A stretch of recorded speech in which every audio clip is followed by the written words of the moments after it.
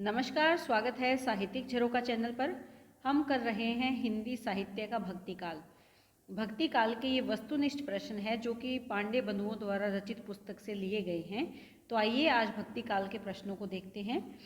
देखिए, यहाँ पर अगर हम बात करें, सबसे पहले गोस्वामी तुलसीदास के प्रश्न हम कर रहे हैं और उन्हीं के प्रश्नों की अगर बात करें तो गोस्वामी तुलसीदास की गुरु परंपरा का क्रम क्या है, वो इस प्रकार से है। सबसे पहले कौन है? राघवानंद है, उसके बाद रामानंद, अनंतानंद, नरहरियानंद और उसके बाद आते हैं तुलसीदास।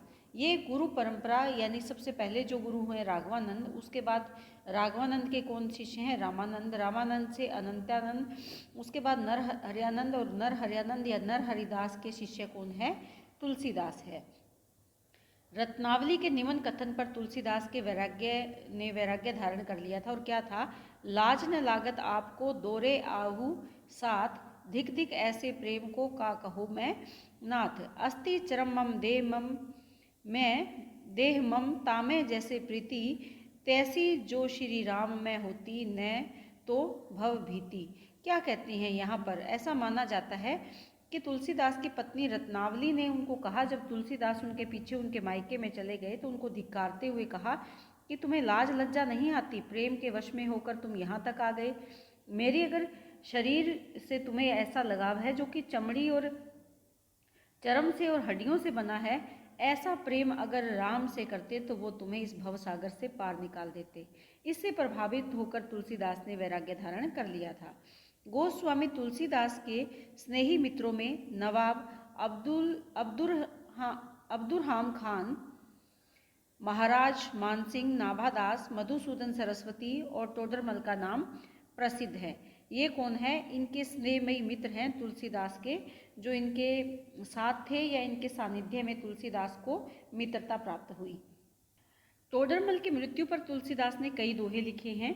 तो यहाँ पर जो दे रखा है, चार गांवों को ठाकुरों मन को महामहीप, तुलसी साकली काल में अधय टोडर दीप, या राम धाम टोडर गए तुलसी भय असोच, जियबो गीत पुनित बिनु यह जानी संकोच। तो ये किसके लिए कहा है उन्होंने? टोडरमल के लिए कहा है, जो कि उनके मित्र थे। रहीमदास जी ने तुलसीदास के बारे में जो पंक्तियां दी है वो भी बहुत प्रसिद्ध है। यहाँ पर सूरती नृत्य नृत्य सब चाहती अस होए, ये क्या है? तुलसीदास की पंक्तियां हैं। गोद लिए हुलसी फिरे तुलसी सोसुत होए, और ये किसकी है? ये रहीमदास की पंक्ति है। गोस्वामी तुलसीदास ने कुल 12 ग्रंथों को प्रमाणिक माना गया है। कुल तुलसीदास के यानी 12 ग्रंथ हैं जिनको प्रमाणिक माना गया है। इसमें से 5 बड़े और 7 ग्रंथ छोटे हैं। डॉक्टर उदय भानु सिंह के अनुसार गोस्वामी तुलसी जी की जो रचनाएं हैं, काल क्रमानुसार देखें तो वो कुछ इस प्रकार से है। सबसे पहले इन्होंने क्रम में रखा है वैराग्य संदीपनी। यहाँ पर इन सबके काल दिए हुए हैं जो समय काल हैं।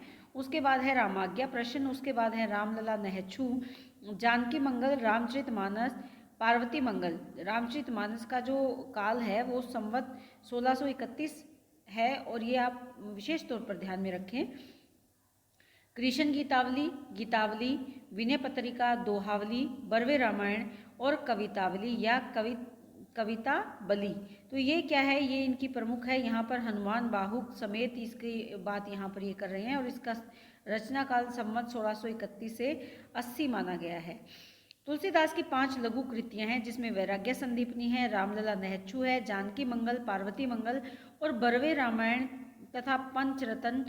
इन पांचों को क्या कहा गया है? पंचरतन कहा गया है। यानी यहाँ पर आपको क्या ध्यान में रखना है कि 5 कौन कौन सी ऐसी लघु कृतियां हैं जिनको पंचरत्न कहा गया है। तो वैराग्य संदीपनी है, रामलला नहछू, जानकी मंगल, पार्वती मंगल और बरवे रामायण। इनको क्या कहा गया है? पंचरत्न कहा गया है। कृष्णदत्त मिश्र ने अपनी पुस्तक गौतम चंद्रिका में तुलसीदास की रचनाओं के अष्टांगों का उल्लेख किया है। यानी उसमें 8 अंग हैं और ये 8 अंग कौन कौन से हैं? सबसे पहले यहाँ जो दिया है वो दिया है राम गीतावली, उसके बाद पदावली, कृष्ण गीतावली, बरवे, दोहावली, सुगुनमाला, कवितावली और आखिरी क्या है? 8वां सोहिलो मंगल है। तुलसीदास की प्रथम रचना वैराग्य संदीपनी है तथा अंतिम रचना कवितावली को माना जाता है। तो ये आप यहाँ पर विशेष तौर पर ध्यान दें। कवितावली में परिशिष्ट में हनुमान बाहुक जो इनकी रचना है वो भी संलग्न है, किंतु अधिकांश विद्वान रामलला नेहचू को प्रथम कृति मानते हैं। यानी वो क्या मानते हैं कि वैराग्य संदीपनी पहली कृति नहीं है, रामलला नेहचू पहली कृति है। गोस्वामी तुलसीदास की रचनाओं का अगर संक्षिप्त परिचय अगर हम देखें तो वो यहाँ पर इन्होंने दे रखा है। जैसे वैराग्य संदीपनी के बारे में क्या बताया है कि एक मुक्तक काव्य है और ब्रज भाषा में लिखा गया है। इसमें प्रयुक्त जो छंद है वो दोहा और सोरठा छंद का प्रयोग विशेष रूप से हुआ है। उसके बाद बात करते हैं रामाज्ञा प्रश्न का। रामाज्ञा प्रश्न भी मुक्तक काव्य है, अवधी भाषा में लिखा गया है।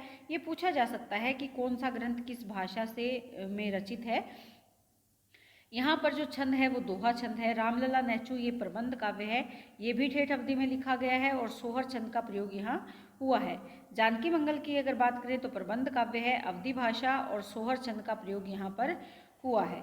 रामचरितमानस बहुत महत्वपूर्ण रचना है, इसके बारे में आपको डीपली करना पड़ेगा। ये प्रबंध काव्य है, अवधी भाषा है, दोहा चौपाई छंद का प्रयोग किया गया है। इसमें जो छंद है ये कितने हैं, 1074 दोहा है। इसके साथ साथ मुख्य रस यहाँ पर भक्ति रस है और इसमें कांड कितने हैं, 7 कांड है रामचरितमानस में। उसके बाद आता है पार्वती मंगल, प्रबंध काव्य है और भाषा इसकी क्या है, अवधी है। और यहाँ मंगल हरि गीतिका प्रमुख छंद का प्रयोग हुआ है। इसमें प्रमुख जो छंद है 164 है। कृष्ण गीतावली ये गीति काव्य है और ये ब्रजभाषा में लिखा गया है और 61 इसमें छंद है। गीतावली ये भी ब्रजभाषा में गीति काव्य लिखा गया है। गीतावली में जो मुख्य रस है वो वात्सल्य रस है और इसके भी 7 कांड हैं। विनय पत्रिका ब्रजभाषा में है, 279 छंद है और भक्ति रस से सरोबार है ये रचना। दोहावली की अगर बात करें ब्रजभाषा में मुक्तक काव्य है, दोहा और सोरठा छंद है, 573 छंदों का इन्होंने यहाँ पर इस्तेमाल किया है। बरवे रामायण ये मुक्तक काव्य है, अवधी भाषा में है, बरवे छंद में लिखा गया है और इसमें 69 अगर हम देखें तो छंद है और 7 कांड है। कवितावली की अगर बात करें तो ये मुक्तक काव्य है, ये भी ब्रजभाषा में लिखी गई रचना है। इसमें मुख्य छंद कवित और छप्य का प्रयोग किया है और ये एक प्रसिद्ध रचना है, ये भी 7 कांड हैं इस रचना में भी। तो यहाँ पर अगर हम देखें रामचरितमानस के बारे में अगर हम जानें तो रामचरितमानस की रचना संवत 1631 में हुई। चैत्र शुक्ल रामनवमी दिन कौन सा था, मंगलवार को हुआ और इसकी रचना में कुल 2 वर्ष 7 महीने और 26 दिन का समय लगा। कई बार एक एक नंबर वाले जो प्रश्न होते हैं वेरी शॉर्ट, वैसे तो हम इसी के हिसाब से तैयार कर रहे हैं लेकिन फिर भी पूछ लिया जाता है कि इसका रचना काल क्या है या इसका समय कितना लगा था, किसका, रामचरितमानस का। रामाज्ञा प्रश्न एक ज्योतिष ग्रंथ है, यानी जो रामाज्ञा प्रश्न ग्रंथ है ये ज्योतिष शास्त्र से, देखिए ये मुक्तक काव्य में अवधी भाषा में लिखा गया है, दोहा छंद का प्रयोग किया गया है और ये ज्योतिष ग्रंथ है। कृष्ण गीतावली में गोस्वामी जी ने कृष्ण से संबंधी पदों की रचना की है तथा पार्वती मंगल में पार्वती और शिव के विवाह का वर्णन किया है। तो ये आप ध्यान में रखें, पार्वती मंगल प्रबंध काव्य है, पार्वती और शिव के विवाह का अवधी भाषा में इन्होंने वर्णन किया है। रामचरितमानस और कवितावली में गोस्वामी जी ने कली काल का वर्णन किया है। कवितावली में बनारस काशी के तत्कालीन समय में फैले महामारी का वर्णन है और वो किस में है, उत्तरकांड में। कवितावली के उत्तरकांड में महामारी का वर्णन है जो उस समय बनारस के काशी क्षेत्र में फैली थी। तुलसीदास ने अपने बाहु योग से, जो उनको बाहु रोग हो गया था तुलसीदास को, उससे मुक्ति पाने के लिए इन्होंने हनुमान बाहु की रचना की है। आचार्य रामचंद्र शुक्ल ने रामचरितमानस को लोक मंगल की साधनावस्था का काव्य माना है। मोस्ट इम्पोर्टेंट प्रश्न है ये कि आचार्य रामचंद्र शुक्ल के विचार क्या हैं रामचरितमानस के बारे में। तो ये मानते हैं कि जो रामचरितमानस है वो लोक मंगल की साधनावस्था का काव्य है। ऐसा कौन मानता है, ऐसा आचार्य रामचंद्र शुक्ल मानते हैं। मानस में देखें तो रामचरितमानस में कितने कांड हैं, 7 कांड हैं। इसमें सबसे पहला कांड यहाँ पर बालकांड है, उसके बाद अयोध्या कांड है, अरण्य कांड है, किष्किंधा कांड है, सुंदर कांड, लंका कांड और अंत में उत्तर कांड है। यहाँ पर पूछा जा सकता है रामचरितमानस का अंतिम कांड का क्या नाम है या उसमें किष्किंधा कांड किस क्रम पर आता है। तो ये आपको 7 ही कांड क्रमानुसार बहुत अच्छे से याद करने होंगे। अयोध्या कांड को रामचरितमानस का हृदय स्थल कहा गया है। किसको कहा गया है? अयोध्या कांड को हृदय स्थल कहा गया है। किसका? रामचरितमानस का। और ये संख्या में अगर देखें तो ये दूसरे नंबर पर आता है। इस कांड की चित्रकूट सभा को आचार्य रामचंद्र शुक्ल ने एक आध्यात्मिक घटना कहा है। यानी चित्रकूट में जो सभा बुलाई जाती है उसको क्या कहा है? आध्यात्मिक घटना आचार्य शुक्ल ने माना है। चित्रकूट सभा में वेद नीति, लोक नीति एवं राजनीति तीनों का समन्वय दिखाई देता है। तीनों पर विचार हुए हैं, वेदों पर भी, लोक नीति पर भी और राजनीति पर भी। रामचरितमानस की रचना गोस्वामी जी ने स्वान्त्य सुखाय के साथ साथ लोकहित या लोक मंगल के लिए की थी। यानी खुद को तो उनको सुख चाहिए ही था राम को याद करके, लेकिन लोगों का भी हित हो, ऐसी उनकी कामना थी इस रचना के पीछे। रामचरितमानस के मार्मिक स्थल कौन कौन से हैं वो आपको पता होना चाहिए। राम का अयोध्या त्याग और पथिक के रूप में वनगमन, यानी अयोध्या को त्याग दिया और पथिक के रूप में जब वो वन को जा रहे थे, वो मार्मिक कांड है। चित्रकूट में राम और भरत का जो मिलन होता है, ये भी मार्मिक चित्रण है। यहाँ पर भी शबरी का जो आतिथ्य है, वहाँ पर भी जो शबरी का आतिथ्य है उसमें मार्मिकता है।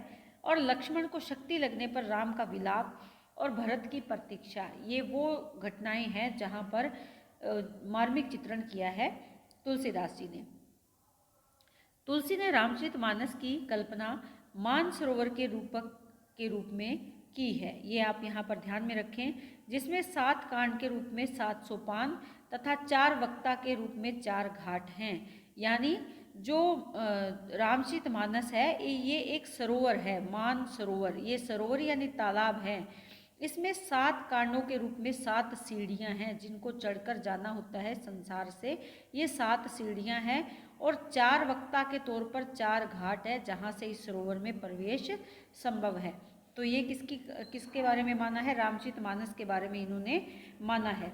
इसके बाद अगर देखें तो सप्त सोपान मानस के 4 घाटों का संक्षिप्त विवरण अगर हम देखें तो वो यहाँ इस प्रकार से दिया है।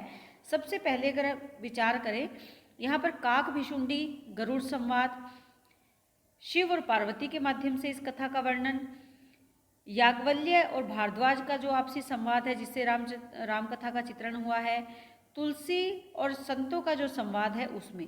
ये तो 4 कथावाचक हैं जो इस कहानी को, इस कथा को कह रहे हैं। एक उपासना घाट है, एक यहाँ पर ज्ञान घाट है, परपत्ति घाट है और कर्म घाट। ये 4 घाट हैं जिससे कि इस मानसरोवर में डुबकी लगाई जा सकती है।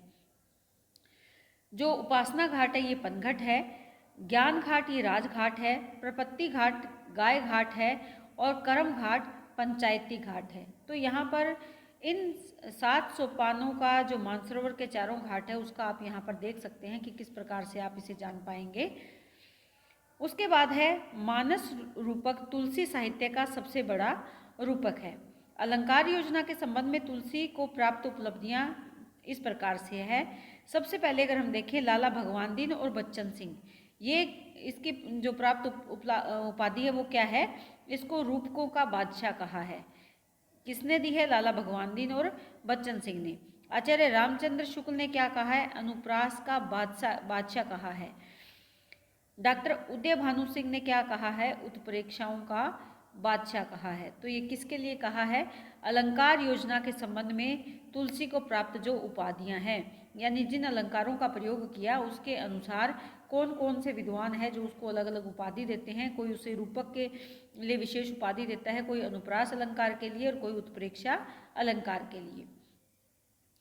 आचार्य हजारी प्रसाद द्विवेदी ने लिखा है कि तुलसी का संपूर्ण काव्य समन्वय की विराट चेष्टा है। ये मोस्ट इम्पोर्टेंट बात है, आप यहाँ पर इसको ध्यान में रखें कि आचार्य हजारी प्रसाद द्विवेदी ये मानते हैं कि तुलसी का संपूर्ण काव्य समन्वय की विराट चेष्टा है। यहाँ पर समन्वय भाव महत्वपूर्ण है। समन्वय किसमें? समाज में, राजा प्रजा में, मानव में, भाई में या बंधुत्व में, यानी प्रत्येक वर्ग में समानता होनी चाहिए। चाहे वो धर्म है, जाति है, कोई भी क्षेत्र ऐसा नहीं है जहाँ पर समन्वय ना हो। ऐसा तुलसीदास का विचार था और द्विवेदी जी इसको सार्थक मानते हैं। रामचरितमानस पर सर्वाधिक प्रभाव अध्यात्म रामायण का पड़ा है। तुलसीदास ने सर्वप्रथम मानस को रसखान को सुनाया था। यानी सबसे पहले तुलसीदास ने अगर मानस के बारे में किसी को बताया तो वो कौन है? रसखान है, जिसको उन्होंने सुनाया था। रामचरितमानस की प्रथम टीका अयोध्या के बाबा रामचरण दास ने लिखी थी। ये आप ध्यान में रखें कि रामचरितमानस पर प्रथम टीका किसने लिखी थी, तो अयोध्या के ही टीकाकार थे बाबा रामचरण दास। ये आप यहाँ पर ध्यान में रखेंगे। तो उम्मीद करती हूँ कि ये छोटे प्रश्न जो हम कर रहे हैं ये आपके लिए उपयोगी सिद्ध होंगे, ऐसी मेरी कामना है। इसी के साथ बहुत बहुत धन्यवाद। इसी तरह चैनल से जुड़े रहें।